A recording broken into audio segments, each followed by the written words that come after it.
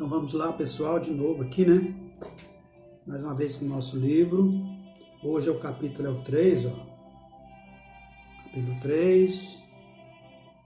Depressão e obsessão. Só quero fazer um lembrete que eu falei que esse capítulo era o maior e não é. O maior é o 4, né? Então a partir do 4 é que vai demorar mais um pouco, porque é um pouco mais extenso. Então, capítulo 3, a depressão e obsessão, aspectos psicoespirituais. Então, psico, né, que é da mente, e espirituais, do espírito. É bom lembrar, né, voltar a ressaltar o seguinte: esse aqui é só uma passagem, né? A gente não tem a pretensão de estudar a fundo o livro, porque demandaria muito tempo, e a gente sabe que os vídeos muito longos ficam muito cansativos.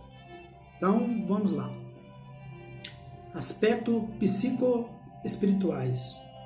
Como vimos, a depressão surge devido à indiferença frente à vida, movida pela rebeldia da não aceitação das condições da própria vida.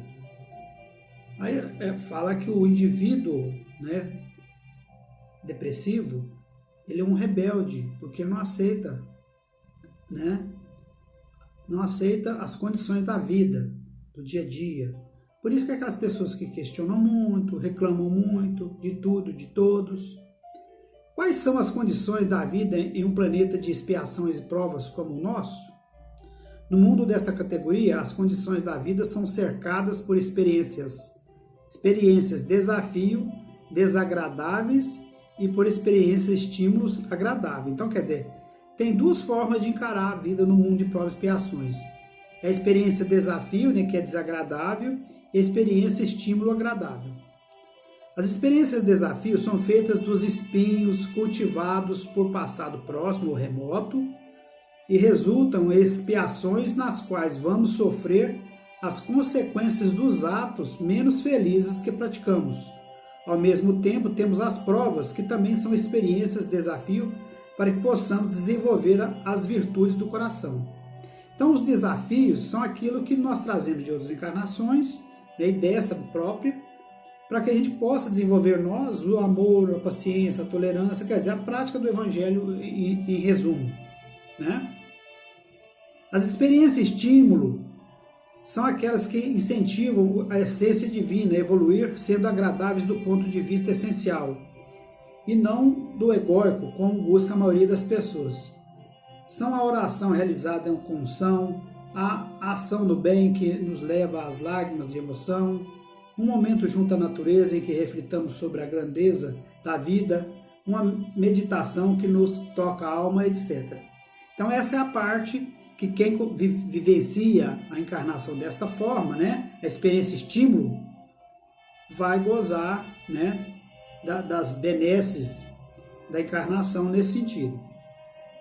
O depressivo, que não aceita nenhuma dessas experiências, revoltando-se quando as coisas não acontecem da forma que egoicamente lhe agrade, bombardeando o próprio cérebro, faz com que a serotonina, a noradrenalina e a dopamina não sejam produzidos adequadamente e, ao mesmo tempo, abre campo para os processos obsessivos. Então, essa noradrenalina, a dopamina, né, são neurotransmissores, são substâncias fabricadas no nosso cérebro que facilita, né, a nossa, tudo em nós é gerenciado no cérebro por esses aminoácidos, né? A serotonina, noradrenalina e a dopamina. Então, é através dessas substâncias que o nosso cérebro funciona normal. E quando a gente entra nesse processo de negação, de rebeldia, esses aminoácidos, né, não são produzidos. Essa rebeldia e aí não produzida, a gente entra nos processos obsessivos. Essa rebeldia, a inaceitação da vida, tem a sua origem num processo de desconfiança em Deus que faz com que a pessoa não conecte com a sua condição de filha de Deus, aprendiz da vida. por que essa desconfiança em Deus?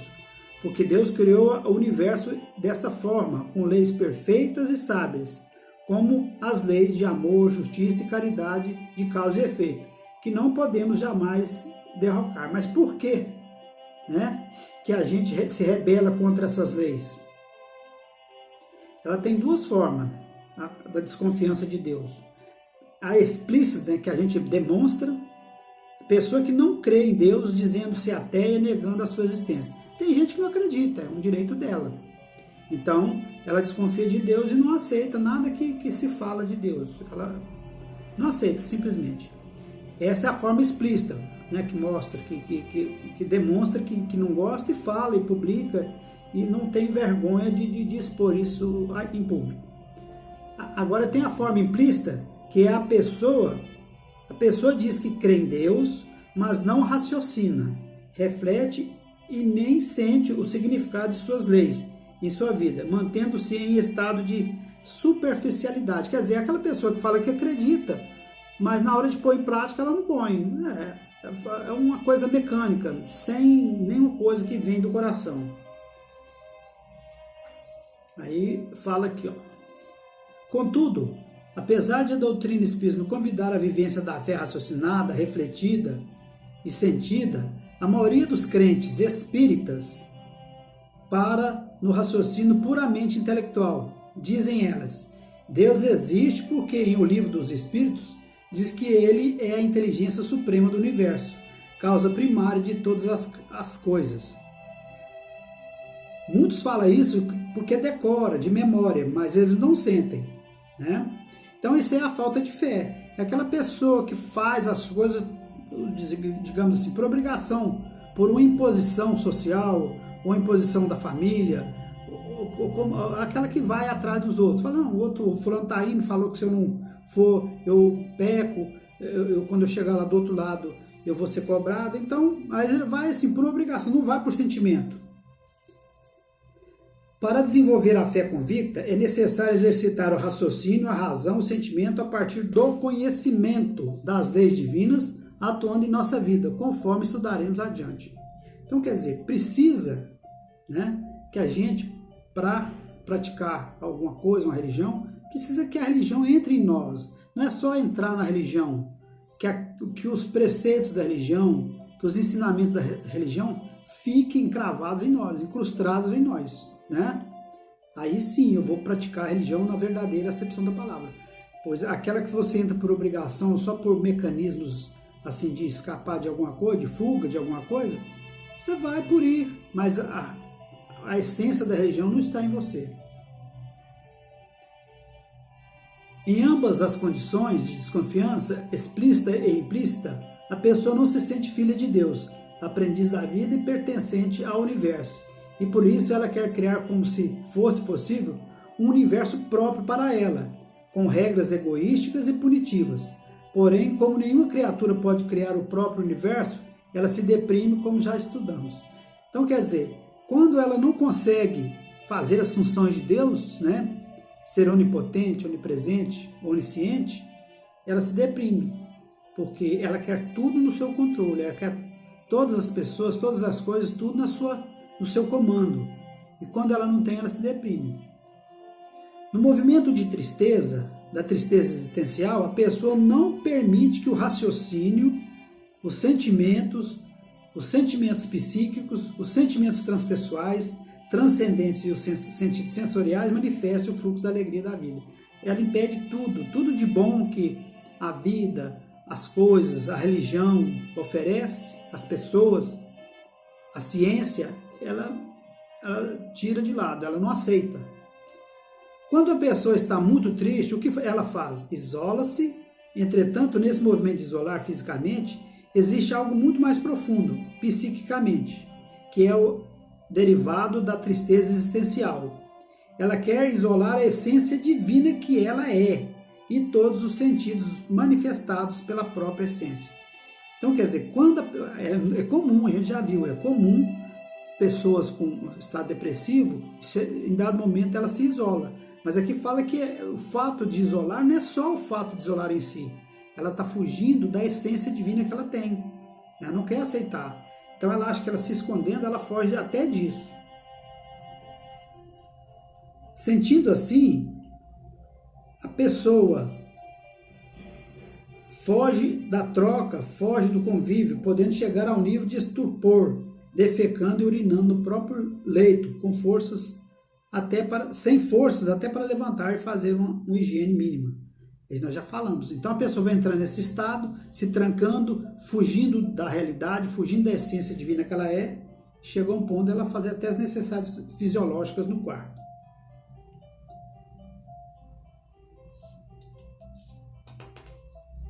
Então, esse ambiente físico, na verdade, quanto mais ela se enclausura, quanto mais ela foge da realidade, ela está revelando, né, o ambiente psíquico dela. Que ela está mostrando que ela entrou no estado de isolamento total, inclusive com as coisas divinas.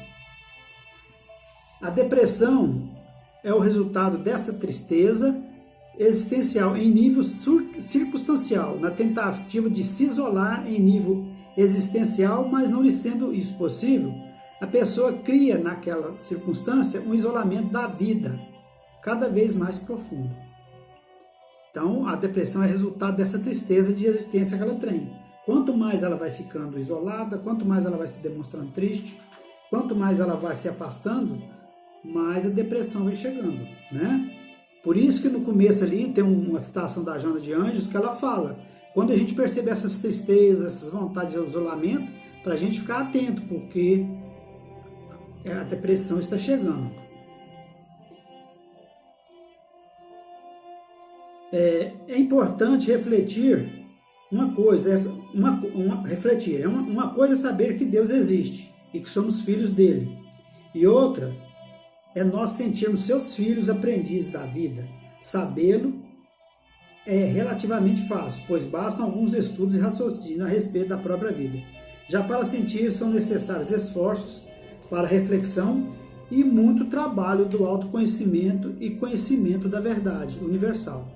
Por isso é que o número de crentes que desconfiam de Deus e da vida é muito grande. A pessoa crê, mas não realiza os esforços necessários para transformar sua crença em algo que modifique sua vida. Então o que é? A pessoa fala que crê, mas quando a gente fala que a pessoa precisa, quando se fala que a pessoa tem que colocar aquela crença dela em prática, né? Aí a pessoa já muda em prática, mudando algo em si que está fora dos preceitos de Deus, do ensinamento evangélico, isso é próprio do Espiritismo. Olha bem, a maioria das casas espíritas estão vazias. Por quê? Porque o Espiritismo não exige nada, ele pede mudança, não é isso? E quando pede mudança, o que acontece? A pessoa não vai, não fica, né? Ela vai mudando, vai pulando de conceito, começa a pular de centro em centro, depois muda de religião.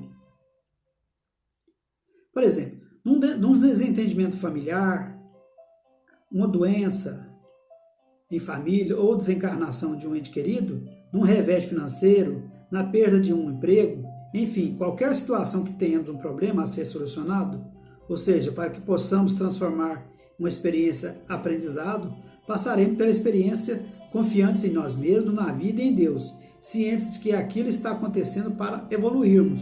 Então, quando a pessoa está ciente, acredita em Deus, professa aquela fé raciocinada, aquela fé forte, verdadeira em Deus, nada que acontecer na vida dela vai abalar, tirar ela do rumo, tirar ela da direção, né? Contudo, a revolta contra essas experiências de desafio faz com que a vida da pessoa se torne insuportável. Isso porque quando ela não está disposta a fazer esforço para desenvolver as virtudes do coração. Então, ao contrário, quando essa pessoa que não quer aceitação, ele entra na religião, até entra na religião, mas as condições da religião, os ensinamentos, os preceitos evangélicos não fazem com que ela mude, né? Isso parece que torna para ela insuportável. E ela não consegue desenvolver as virtudes e as mudanças necessárias. Aí sim ela se rebela também. somos convidados a evoluir em todas as circunstâncias agradáveis e desagradáveis. No mundo em que vivemos, predomina o mal, e isso é desagradável. Deus o permite, pois, onipotente, onisciente e onipresente, sabe que todo mal é transitório, seja o mal que criamos fazendo mau uso do nosso livre-arbítrio, seja o mal que recebemos de fora, fruto do mau uso do livre-arbítrio dos outros. Então, quer dizer, num planeta de provas e expiações, nós estamos envolvidos por bons e maus sentimentos. Claro que a maioria são maus sentimentos, coisas más. E a gente está aqui para aprender a conviver com isso. E que é isso que vai levar-nos a melhorar, a crescer como espírito. Infelizmente, devido ao fato de ainda permanecer na infantilidade espiritual, a grande maioria das pessoas cumpre as leis blasfemando contra Deus e a vida, conforme nos reporta os benfeitores espirituais. Então, quer dizer, nós passamos a vida blasfemando, falando coisas contra Deus, reclamando, todo problema que nos surge, a gente reclama de tudo. E ao invés da gente falar, gente, tá difícil, Deus, eu sei que isso é uma prova, eu sei que é difícil, mas eu sei que o Senhor também pode me ajudar, eu posso superar isso. E pedir a interferência dos espíritos, dos amigos espirituais, de Deus, dos mentores, para nos auxiliar naquele momento difícil. Muitos de nós, contrariamente ao que a gente faz, a gente se rebela, fica rebelde, passa naquela fase de reclamação. E por isso a gente vai ficando depressivo. Por isso, o número de depressivos cada vez mais aumenta, porque tem aumentado o número de pessoas revoltadas contra as próprias provas e expiações, e que são convidadas pela vida a passar. São poucos aqueles que desenvolvem autoconsciência e iniciam um processo ativo de autoiluminação na vertical da vida. A maioria permanece na horizontal, num processo de superficialidade, ainda blasfemando para cumprir as leis divinas, especialmente a lei de causa e efeito, e sofrendo as consequências dessa decisão, pois não quer voluntariamente cumprir a lei de amor, justiça e caridade. É aquilo que nós falamos, né? O número depressivo cresce porque a gente não consegue entender as dificuldades, a gente não consegue aceitar, absorver e colocar numa forma proativa que faz com que a gente mude, que a gente reaja contra, né? E aqui ainda falo que muito desses problemas, né, geralmente são coisas reencarnatórias, né? São coisas que a gente mesmo traz de outras encarnações, mas ainda assim a gente não querendo entender, porque o Espiritismo principalmente nos ensina isso, a gente se recusa a aceitar essa realidade, né, que tanto nos atormenta. O ser humano é convidado a ser um aprendiz da vida, consciente de suas imperfeições, porém trabalhando ativamente pelo seu aperfeiçoamento. Quando a pessoa deseja a infabilidade, o que vai acontecer como consequência? A culpa, todas as vezes que falir, isto é, que não agir com perfeição. Quando são os outros que falham, a pessoa os culpa e deseja puni-los por ousarem errar e afetá-la de alguma forma.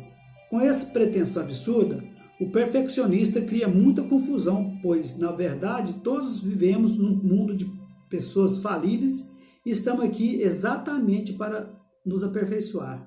Então, o que acontece? A pessoa, né, negativa, a esse ponto, ela quer ser perfeita, ela quer que tudo aconteça como ela quer, e ela não aceita que ela cometa erro, cometa falhas, e não aceita falhas e erros dos outros. E quando ela percebe em si que não consegue deixar de falhar, ela fica triste e entra no processo depressivo. E quando alguém que está perto dela comete algum erro, alguma falha, ela julga e ela condena e ela chama atenção, ela xinga, ela esbraveja, né? É próprio do perfeccionismo, e a gente precisa entender que no planeta de provas e expiações não existe perfeição, né? A gente tem que assumir os nossos erros, como diz o Evangelho, não errar, né? E não pecar mais, né? Aceitar o erro e não cometer o mesmo erro novamente, e perdoar o erro do outro, aceitar, porque entendermos que todos nós somos falíveis, né? Nós e os outros também. Como os outros erram, a gente também é passivo de erro, e como a gente quer o perdão e o entendimento do outro, a gente tem que perdoar e entender o próximo também, né? É uma troca. Então, a pessoa que entra nesse estágio aqui, de cobrança, né? De pureza, de não querer errar, do questionador, do desafiador, ele não aceita ele próprio errar e não admite o erro do próximo. E quando isso não acontece, ele entra em processo. Quando é com relação ao outro, ele entra com um processo de não aceitação, de ficar bravo. Se for um subordinado, manda embora. E se o erro é dele, como ele não consegue, ele entra em revolta contra as coisas, contra Deus, e entra nesse processo, nesse ciclo da depressão. O perfeccionismo é nefasto por gerar a insegurança que se lhe aprofunda e faz com que a pessoa produza desconfiança em si mesma, na vida e em Deus, explícita ou implicitamente, como já vimos. Quer dizer, mesmo que ele não saiba, ele não perceba isso, né, ele está se revoltando, né? Por isso que o perfeccionismo é uma coisa ruim, degradante para quem tem, né? Para a gente que tem, porque ele faz a gente desconfiar de nós mesmos, de Deus, da vida, né? E isso vai fazendo com que ela ache, né, só na mente dela, que ela é uma pessoa incapaz, que nada dá certo. A gente pode notar, assim, o viés, a coisa da pessoa depressiva, que tem tendência depressiva, é aquela pessoa que reclama muito, que nada está satisfeito, que o outro tem melhor do que o dela. Tudo é motivo para ela reclamar, tudo é motivo para ela ficar. Isso é uma tendência à depressão, né? Nada tá bom, tudo, né? Vai chover. Tem um mês sem chuva, não, podia chover. Aí chove um dia, ela reclama da chuva. Nossa, mas está um calorão, olha, aqui tá 40 graus. Podia fazer um friozinho, aí faz 2 dias de frio e reclama. Então nada tá bom, né? As coisas da natureza não tá bom, as coisas de Deus não tá bom, o que o outro faz não tá correto, então tá tudo fora do que... E quando ela mesma erra, ela acha ruim também. Mas a maioria das vezes não admite, fica implícito, por quê? Ela não quer admitir isso. Mas lá dentro gera tristeza, gera algum desconforto emocional.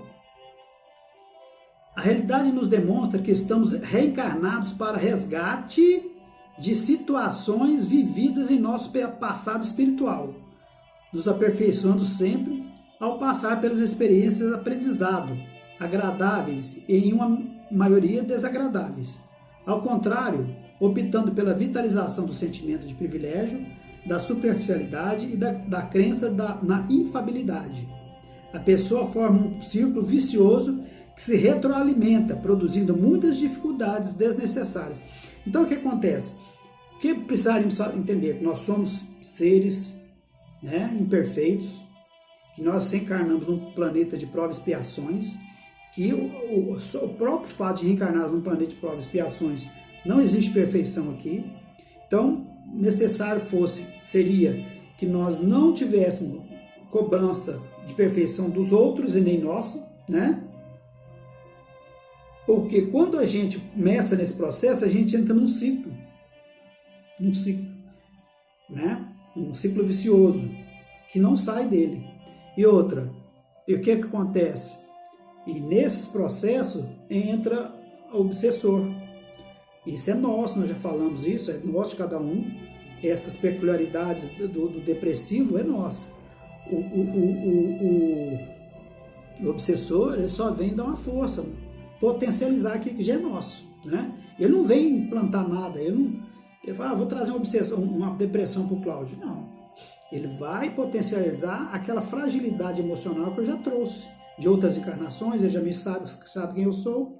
Então ele vai trazer isso vai trazer para mim e dar potencialidade àquilo que eu já tenho, às inferioridades que eu já tenho.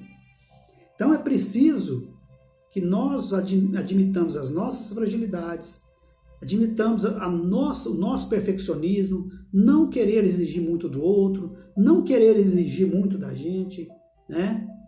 Errei, então peraí, o Evangelho ensina que eu, errando, eu tenho que levantar e seguir à frente. Não é isso que o Evangelho ensina? Se caiu, levanta e siga, né? O que Jesus falava quando ele proferia uma cura? Sua fé te curou, vá e não peques mais. Ele não condenava a pessoa, você errou, então você vai queimar no fogo do inferno. Ele nunca falou isso. Ele falava, quando a pessoa vinha pedir ajuda, pedir cura, pedir equilíbrio, o que ele falava? Sua fé te curou, vá e não peques mais. Não é isso? Talvez seja isso que precisa que a gente faça para que a gente equilibre, né? A gente não ficar se cobrando tanto, a gente não ficar cobrando tanto da gente nem dos outros e reconhecer os nossos erros e nos prometer a nós mesmos, ó, eu errei, eu reconheço que eu errei, a partir de agora eu vou reparar os meus erros, não vou pecar mais. Se o pecado for contra outra pessoa, se eu ofendi alguém, se eu fiz alguma coisa de negativo para alguém, se eu puder, eu vou lá e peço perdão, peço desculpa, que não é demérito nenhum. Mas se não puder, mude. A partir de então, procuremos fazer, né, com que aquele erro do outro não nos atinja mais, releve aquilo, e assim conosco também. Porque muitas das vezes a gente entra nesse processo porque a gente fica se cobrando, a gente querendo se automutilar por erros. Na psicologia, tem a psicologia transpessoal, que ensina o seguinte, que a gente é o seguinte, os problemas psicológicos acontecem de duas formas. A gente se culpar por coisas que aconteceram no passado, erros cometidos no passado, até em outras encarnações, né? E a gente ficar se culpando. O que a psicologia moderna ensina? A gente pensar o seguinte, não, eu vou fazer um retrospecto aqui e ver se o meu erro é dessa encarnação. Não, eu tive meus errinhos, tive meus percalços, mas eu não errei tanto, né? Uns erros passíveis dá para tolerar. Então, quer dizer, se não é dessa, é de outra encarnação. Se é de outra encarnação, eu não me lembro, né? O véu do esquecimento me impede de lembrar, mas eu tenho certeza que eu não vou errar mais, né? Vou tentar corrigir todo momento que tiver de me pôr confrontado com as coisas do Evangelho, um erro meu falar, não, isso aqui está dentro do Evangelho? Não está, então eu não posso fazer. Deus permitiria, o Evangelho está dentro do ensinamento do Evangelho, essa atitude, esse pensamento meu? Não está, então eu não vou fazer. Então é assim que a gente vai corrigindo, porque senão a gente vai trazendo culpa do passado e dessa encarnação também, e a gente não sai desse ciclo. Então precisa que nós nos perdoemos. Não, eu errei, devo ter errado lá em outra encarnação, mas eu não tenho a índole mais de fazer coisas erradas, assim, tão, né, que possa me deixar culpado. E quando a gente errar nessa encarnação, que a gente é tudo passivo, corrige o erro, prometa-se a si mesmo, né, que não vai cometer o mesmo erro, né, e tenta, assim, levar a vida dessa forma, para não ficar encharcando de coisas negativas. O outro ponto que a psicologia moderna fala é a gente ficar projetando as coisas para o futuro. Coisas que a gente nem sabe que vai acontecer e fica sofrendo, criando ansiedade para aquilo que a gente acha que vai acontecer. Nossa Senhora, será que o ano que vem eu vou conseguir formar na escola? Será que o ano que vem eu vou ter um trabalho melhor? Assim, é um exemplo, né? Será que meu filho vai conseguir fazer isso ou aquilo? E a gente fica sofrendo por coisas que provavelmente ainda a gente nem sabe se vai acontecer, a gente nem sabe se vai estar lá. Então a gente cria uma expectativa que a gente nem sabe se vai vivenciar, tá certo? Então é isso, pessoal. O vídeo ficou um pouco longo, mas assim, eu tentei enxugar o máximo possível, Então vamos continuar nisso aí. Esse é o capítulo 3. A partir do capítulo 4 vai ser o capítulo 4 vai ser um pouco maior, né? Eu vou tentar resumir esse final de semana, mas espero que tenha conseguido atingir o objetivo. Jesus nos proteja e nos ampare. Fiquem com Deus.